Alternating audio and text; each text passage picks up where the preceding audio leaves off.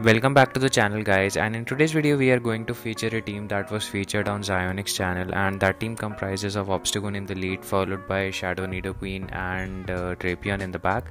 So it's a ABV line, and he used Drapion mostly as a safe swap. So yeah, I think that's a pretty strong team, and I was able to climb some ratings with it, but then dropped a lot of points. But yeah, this team I think is strong as well. And before we move on to the battles, if you are subscribed to the channel, a big thanks to all of you. And if you are not, then if you like our content, don't forget to hit the like and subscribe button. And if you want to join the Battleset Discord server, the link to that is in the description down below. So without further delays, let's start with the battles and see how the battle goes. So picking up a decent lead in the form of this Nidoqueen, and the strategy I usually follow up against Nidoqueen is land a Night Slash and bail to Drapion, because Poison Jab after the debuff will really start to add up, and Obstagoon will be very low before it gets to Night Slash. So I make a swap and the opponent is staying in, and we do have this Aqua Tail which will be dealing super effective damage, but since it does not get stabbed, it really doesn't KO at that range. So the opponent invests a shield and swap to Mandibus. So this matchup is still okay. Since we are not running Sludge Bomb, Aqua Tail will start chipping away eventually, but it's a positive matchup for Mandibus. But let's see how we would like to play this one out. And my opponent is a legend player from the previous season, which is pretty evident from his outfit. So whenever I see a player who is a legend, I generally assume that they'll be rocking those axe swaps. So every time I'm very mindful of that. So I make us aggressive swap to Obstagoon, and we are able to get to this cross chop. And since they are running AS Slash, it's slightly a negative matchup for Obstagoon. So I think I was going to say that they might able to farm us down, but they throw their energy, which is quite good, because now I think I can come in with Nidoqueen and farm down. So Nidoqueen with energy, I assume it's very dangerous, especially with shields up. So we will be able to farm down this Mandibus completely. And since their Nidoqueen throw the charge move before bailing, I think we will be able to get to an Earth Bar before they do. So they come in with Obstagoon of their own, and I straight away go for Earth Bar. I'm not expecting them to shield, so Midas will do most damage. So they do not shield this Earth Bar, which do massive auto damage, and I get a defense drop as well. So this is probably the best situation that we could have been in.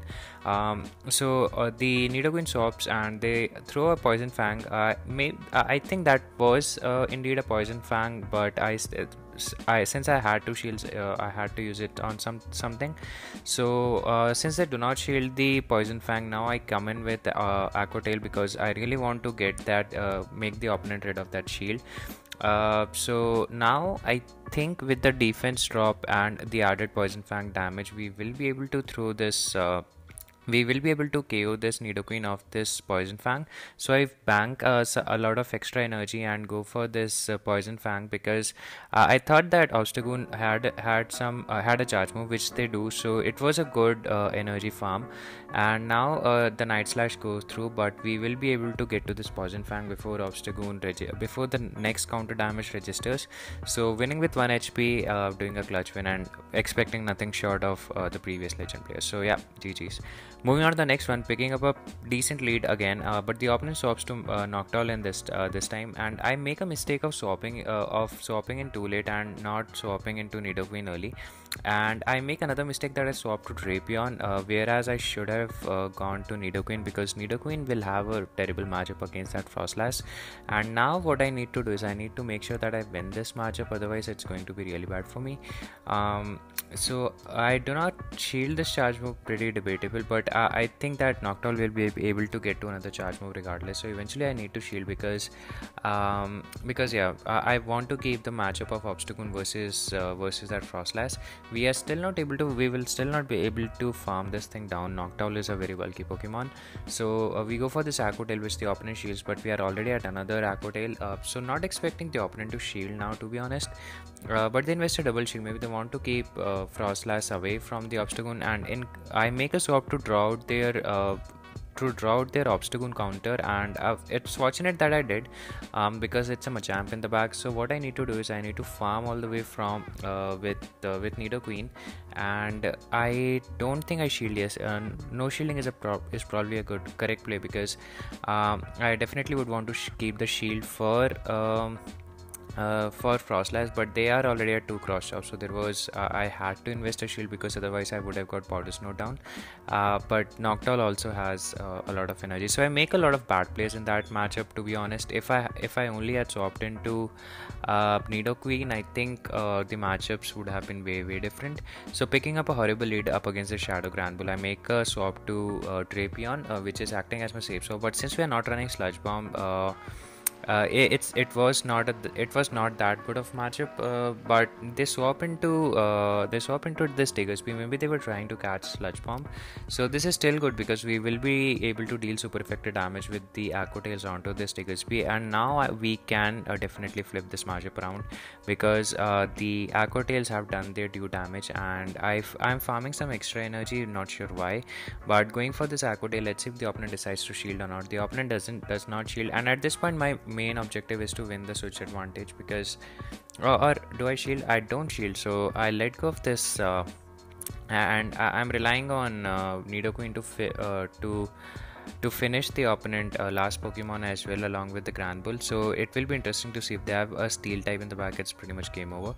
So yeah, I immediately swap to Granbull, and then comes this Cresselia. So this is not okay, because Cresselia, since I am expecting no shield on Cresselia's, and I throw Earth Power straight away, and now that the Earth Power has landed, there is a win condition for us, because we will be able to throw Poison Fangs, and Poison Jab damage will really start to add up against that Cresselia.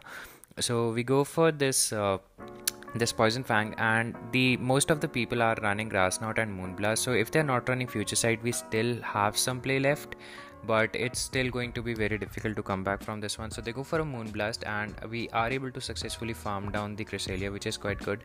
And now before bailing out, I throw this Poison Fang, which will lower their defense, and I will swap immediately, because I want that counter that charm damage to register on Obstagoon. So this way the cross chop does bit more damage, and they throw, which is quite surprising to me. If they had not, maybe they could have won. So they throw this Crunch, which is quite good for us, but because we will be able to Poison Jab down before the next charm register. So yeah, very close one, and GG's. Moving on to the next one, it's a Dewgong Lead. So positive lead for Obstagoon, and they come in with Sableye. So Sableye is not a very good answer to Obstagoon, but since it's a purified Sableye, I definitely would want to watch out for Return, because Return will do a lot of damage. And and since I know that my Obstagoon counters 2 of their Pokemon, I definitely would want to invest a shield, and we shield the Return correctly, which is very huge, because I think if the opponent doesn't shield, we will be able to pull this one off. So the opponent decides to shield, and let's see if they are able to get to another Return before we get to a Night Slash.